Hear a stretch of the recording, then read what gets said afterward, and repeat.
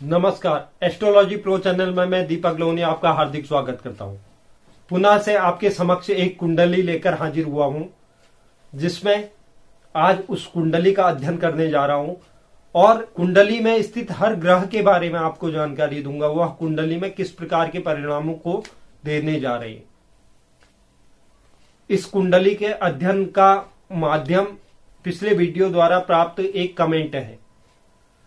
उसमें जातिका द्वारा अपनी कुंडली के अध्ययन की बारे में विचार व्यक्त किए गए थे। उसी विषय को चर्चा का विषय बनाने जा रहा हूं। अगर आप भी चाहते हैं कि मैं आपके किसी प्रश्न का, किसी सवाल का अगर उत्तर अपने वीडियो के माध्यम से दूं, आप कमेंट बॉक्स में जरूर लिखें। और अगर कोई दर्शक मेरे चैनल पर नए हैं तो चैनल को लाइक कीजिए, शेयर कीजिए, सब्सक्राइब कीजिए और बेल आइकन को जरूर दबाइए, जिससे आगे आने वाली वीडियो का नोटिफिकेशन आपको प्राप्त हो। चलिए चलते हैं वीडियो की ओर।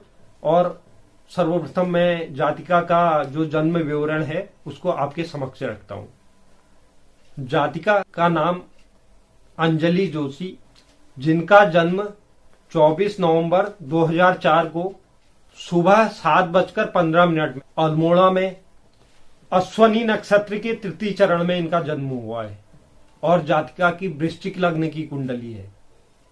वृश्चिक लग्न की कुंडली और लग्नाधिपति जाकर द्वादश भाव में विराजमान है, जिससे यह कमजोर स्थिति में इस कुंडली में विराजमान है।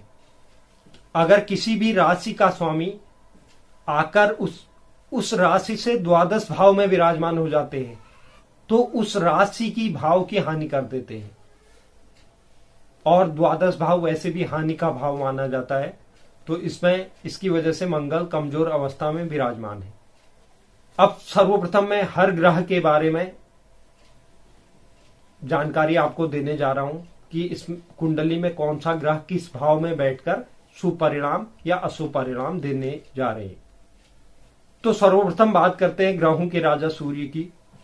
सूर्य लग्न में विराजमान है, जो मंगल की राशि के साथ विराजमान है।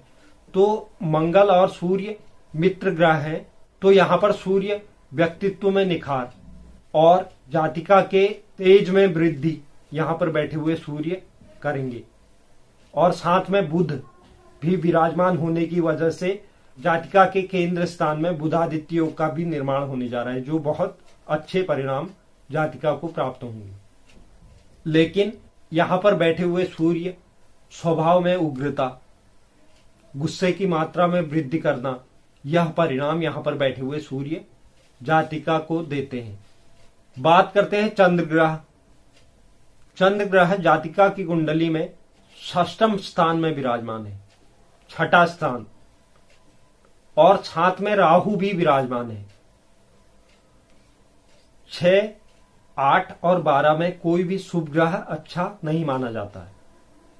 और चंद्र के साथ राहु भी विराजमान होने की वजह से चंद्र को ग्रहण लग गया है। जातिका का मन अशांत रहना, मन में उलझन रहना, एक ठोस डिसीजन होता है वह न ले पाना, यह यहां पर बैठे हुए चंद्र यह सब करेंगे। तो षष्ठम भाव में बैठे हुए चंद्र भी कमजोर स्थिति में कुंडली में विराजमान है। बात करते हैं मंगल ग्रह। मंगल ग्रह जो मैंने पूर्व में ही बता दिया, वो लग्नाधिपति होकर 12वें भाव में जाकर बैठे हैं। तो वहां पर बैठे हुए जो मंगल हैं वह भी कमजोर अवस्था में इस कुंडली में विराजमान है, क्योंकि लग्न में उनकी राशि है और 12वें भाव में जाकर वह विराजमान हो गए। तो उनकी वजह से लग्न भाव भी कमजोर पड़ता हुआ दिखाई दे रहा है। सूर्य और बुध जो वहां पर परिणाम देने चाहिए थे उस मात्रा में परिणाम नहीं दे पाएंगे। और मंगल की जो चौथी दृष्टि है तृतीय भाव पर, पराक्रम भाव पर पड़ रही है। तो यहां पर बैठे हुए मंगल जातिका के पराक्रम में वृद्धि जरूर करेंगे। और मंगल की जो सप्तम दृष्टि है वह रिपु भाव पर पड़ने जा रही है, षष्ठम भाव पर पड़ने जा रही है। यहां से मंगल शत्रुहंता योग का निर्माण कर रहे हैं, जो शत्रुओं पर हमेशा विजय की प्राप्ति जातिका को रहेगी।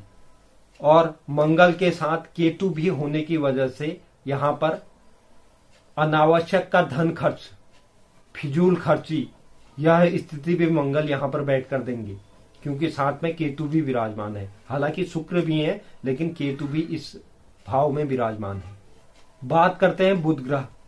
बुध ग्रह केंद्र भाव लग्न भाव में विराजमान है, तो वह सूर्य के साथ बैठकर यहाँ पर बुधादित्य योग का निर्माण करने जा रहे हैं। और इनकी जो सप्तम दृष्टि है वह दाम्पत्य भाव पर पड़ रही है, जो भविष्य में जातिका के लिए बहुत शुभ है। लेकिन लग्न भाव केंद्र भाव की जो मंगल की राशि वहां पर विराजमान होने की वजह से, मंगल 12वें भाव में विराजमान होने की वजह से उस भाव में जरूर कुछ कमी लाएंगे।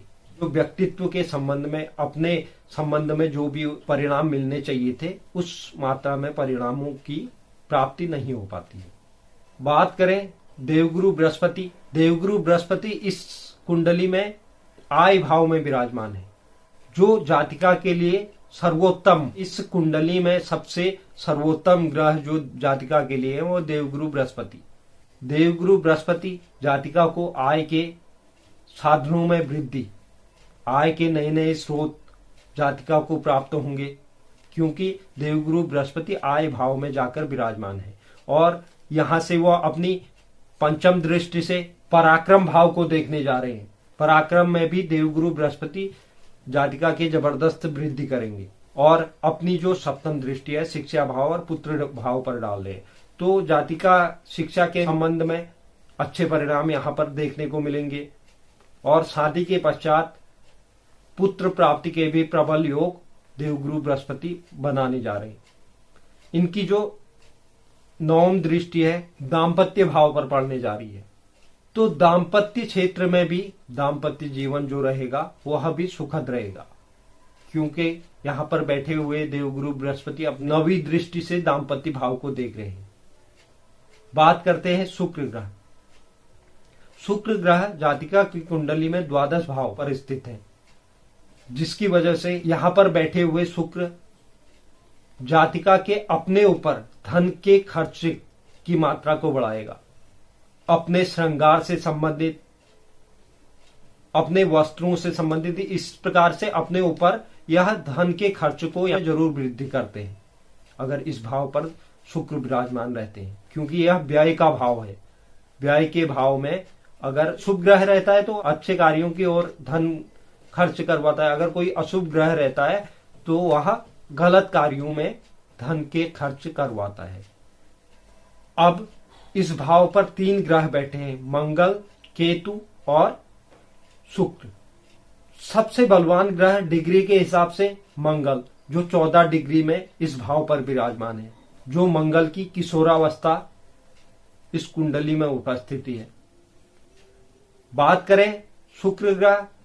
शुक्र ग्रह दूसरे नंबर के बलवान ग्रह इस भाव पर है, जो 7 डिग्री में इस कुंडली में विराजमान है।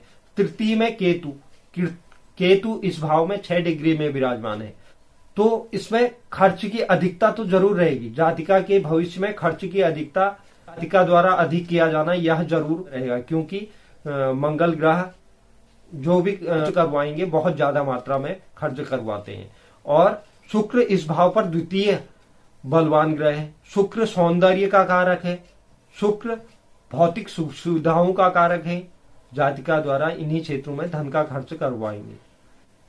केतु भी इस भाव में विराजमान है, तो उसकी वजह से फिजूल खर्ची इसके भी जातिका में लक्षण देखने को मिलेंगे।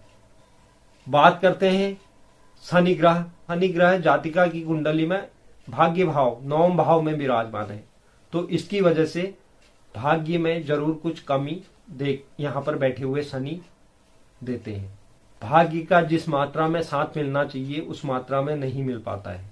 इनकी तीसरी दृष्टि आय भाव पर पड़ रही है, तो आय भाव में शनि की दृष्टि खराब परिणाम नहीं देती है।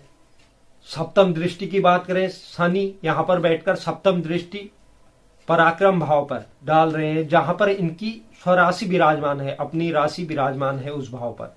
तो यहाँ पर यह पराक्रम में वृद्धि, जातिका के पराक्रम में वृद्धि यहाँ पर बैठे हुए शनि जरूर देंगे। बात करते हैं इनकी 10वीं दृष्टि की। जातिका की कुंडली में शनि की जो 10वीं दृष्टि है वह षष्ठम भाव पर पड़ने जा रही है। तो यहां पर पूर्व से ही राहु और चंद्र विराजमान है और चंद्र में शनि की दृष्टि, यह भी ठीक नहीं होता है। मन का अशांत रहना और ठंड से संबंधित होने वाली समस्याएं, यहां पर बैठे हुए चंद्र और उस पर शनि की दृष्टि, यह समस्याएं उत्पन्न करती है। बात करें राहु और केतु की, राहु चंद्र के साथ विराजमान होने की वजह से यह यहां पर अशुभ परिणाम देंगे।